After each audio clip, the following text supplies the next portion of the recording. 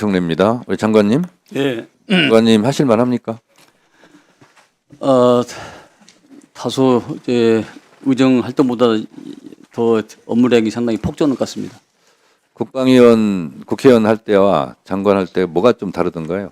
국회의원 할 때는 여러 가지 방향 제시, 질책, 질의성이 많았지만은 장관은 여러 가지 결심과 책임이 많이 수반되기 때문에 정책의 결정을 해야 되기 때문에 네, 그런 점에서 좀 차이가 있는 것 같습니다. 실제로 집행을 해야 되는, 그렇습니다. 책임을 져야 되는 네. 그런 위치죠. 그런 의미에서 제가 여쭤보도록 하겠습니다. 네, 대한민국 군 통수권자는 대통령이죠.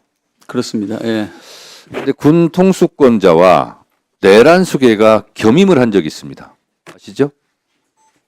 윤석열 내란 수계 피의자가 네, 군 통수권자를 동시에 한 적이 있죠. 그 겹치는 기간이 있었죠. 좀 다소 좀 기간이 있었습니다. 네, 모순 중에 모순이죠. 헌법 69조에 대통령이 취임 선서를 할 때 나는 헌법을 준수하고 국가를 보위하고 이렇게 취임 선서를 합니다.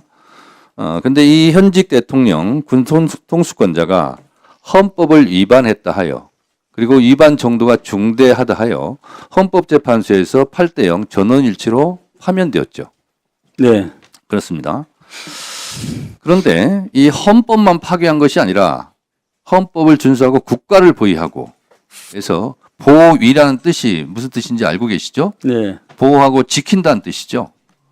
그런데 이 내란 수계 피의자 윤석열뿐만 아니라 실제로 국가를 보위해야 될 국방부 고위 간부들이 주요 임무 종사자로 지금 재판을 받고 있습니다. 굉장히 심각한 문제죠. 그런 의미에서 제가 몇 가지 질문을 드리겠습니다. 자, 비상계엄 내란 사태에 직접 연루된 국방부 군인들의 고위 간부들이 있고 그리고 내부에서는 이에 부하 수행한 사람들도 있지 않겠습니까? 네, 그렇게 판단하고 있습니다. 이거에 대한 감찰 계획은 있습니까? 지금 내란과 관련돼서 그걸 저는 해야 된다고 봅니다. 그리고요, 군에는 지금 이 내란 부하 수행 그리고 적극성을 띠고 부하 수행한 자들을 감찰해서 속아내는 그래서 군을 건강하게 만드는 작업을 하나 해야 되고요. 또 하나는 이와 균형을 맞춰서 실제로 땅에 떨어진 군의 사기를 진작하는 것도 동시에 병행해야 된다 이렇게 생각을 합니다. 그래서 예를 들면 이런 겁니다. 조성현 수방사 제1경비단장 같은 경우 내란을 막는데 굉장히 중요한 역할을 했죠. 네, 그리고 헌법재판소에서도 분명하게 서강대기를 넘지 말라 함으로써 내란을 막는 중요한 역할을 저는 했다고 보고 또 헌법재판소 판결문에 보면 이런 대목이 나옵니다. 소극적으로 임무를 한 군인과 시민들 덕분에 내란을 막을 수 있었다.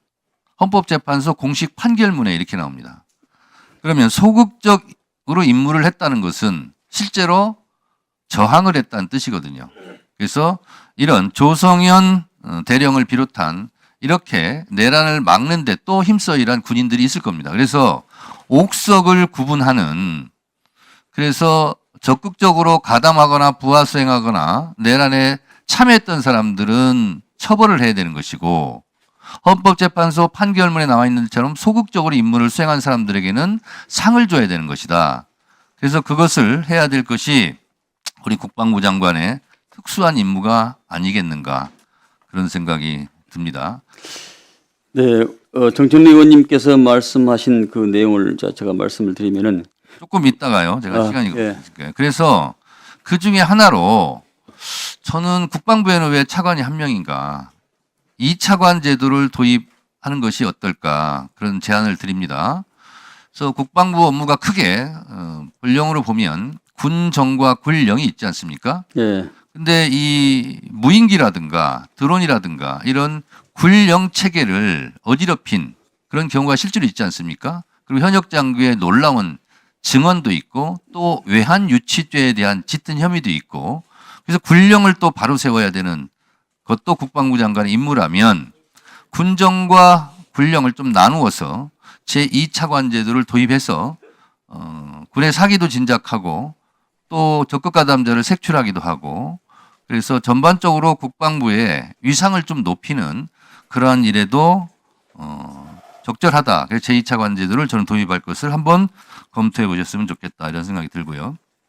그런 차원에서 여러 가지 군의 기강이 해외됐던 몇 가지 사례를 지적을 하자면요.